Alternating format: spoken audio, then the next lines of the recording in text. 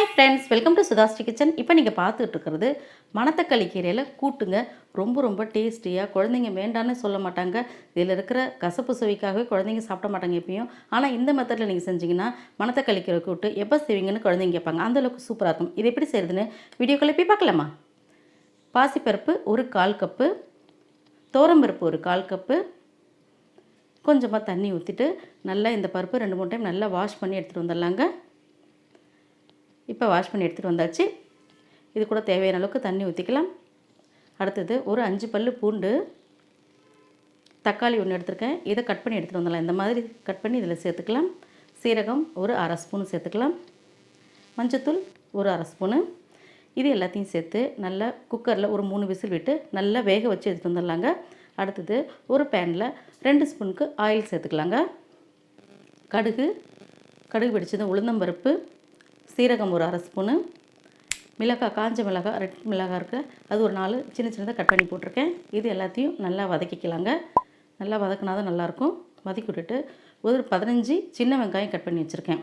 சின்ன வெங்காயத்தையும் நல்லா பொன்னிறமாக வர வரைக்கும் நம்ம இதை நல்லா வதக்கிக்கலாம். பொன்னிறமாக வறுத்தா தான் நல்லாயிருக்கும். அடுத்தது மணத்தக்காளி கீரையை இந்த மாதிரி நல்லா ஆஞ்சி வச்சுருக்கேன். சின்னதாக கட் பண்ணி வச்சுருக்கேன். இது எல்லாத்தையும் இந்த வானிலையிலே சேர்த்துக்கலாம். எல்லாத்தையும் சேர்த்தாச்சு. இப்போ இதை அப்படியே நல்லா கலந்து விட்டுடலாம் இந்த ஹீட்லேயே. இதுக்காக நம்ம தண்ணிலாம் சேர்க்கணும்னு அவசியம் இல்லை. இதில் இருக்கிற தண்ணியை நமக்கு, இந்த கீரையில் இருக்கிற தண்ணி நமக்கு வந்துடும். இப்போது நல்லா இந்த மாதிரி வதக்கி விட்டுட்டு இருக்கும்போதே உங்களுக்கு நல்லா தெரியும். நல்லா அது அப்படியே நல்லா சுருண்டு வந்துடும்.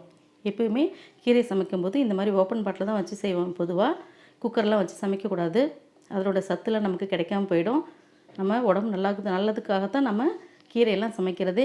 அதனால் இந்த மாதிரி நம்ம ஓப்பன் பாட்டிலே வச்சு செய்யலாங்க. இந்த மாதிரி செய்யும்போது சத்துக்கள் நமக்கு கிடைக்கும்.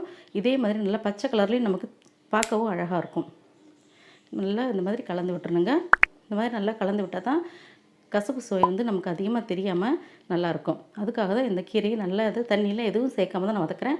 அடுத்தது வேக வச்சு வச்சுருக்கிற இந்த பாசிப்பருப்பு, தோரம்பருப்பு எல்லாம் ஆரம்பத்தில் நம்ம போட்டோம் பார்த்திங்களா, எல்லாத்தையும் வேக வச்சது பூரா இதில் சேர்த்துக்கலாம். பருப்பு கொஞ்சம் கூட போட்டால் தான் இந்த கூட்டு ரொம்ப சுவை அதிகமாக இருக்கும். அதுக்காக தான் நம்ம பருப்பு கொஞ்சம் சேர்த்து தான் போட்டிருக்கேன் இன்றைக்கி. ரொம்ப நல்லா டேஸ்ட்டாக இருக்கும். கசப்பு சுவையும் நமக்கு தெரியாமல் இருக்கும்.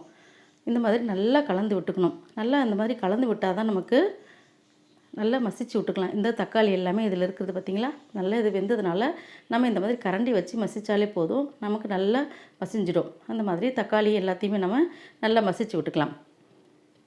ரொம்ப ரொம்ப சுவை அதிகமாக இருக்கும். நீங்கள் ஒரு டைம் செஞ்சிங்கன்னா கண்டிப்பாக நெக்ஸ்ட் டைம் இது எப்படி செய்கிறதுன்னு கேட்பாங்க. தேவையான அளவுக்கு உப்பு சேர்த்துக்கலாம். உப்பு சேர்த்துட்டு நம்ம நல்லா கலந்து விட்டுக்கலாம். இந்த உப்பு நம்ம அதிகமாக சேர்க்க தேவையில்லை. ஓரளவுக்கு 3/4 உப்பு சேர்த்தாலே போதும், கரெக்டாக இருக்கும். அடுத்தது துருவி வச்சுருக்கிற தேங்காய் ஒரு 1/4 கப் எடுத்திருக்கேன்.